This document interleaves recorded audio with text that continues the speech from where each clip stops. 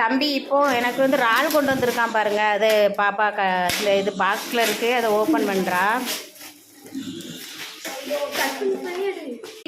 மூடி பண்ணி தான் இருக்கும் இல்லையா? இறால் இருக்குதா?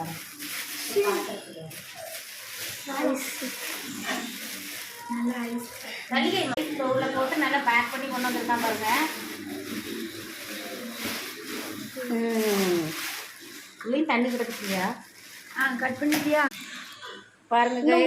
கெட்டு போகாமல் இருக்கிறதுக்கு பாருங்க இறாலை பாருங்க. பெரிய பெரிய இறால். தம்பிக்கு என் மேலே ரொம்ப பாசம் சரிங்களா?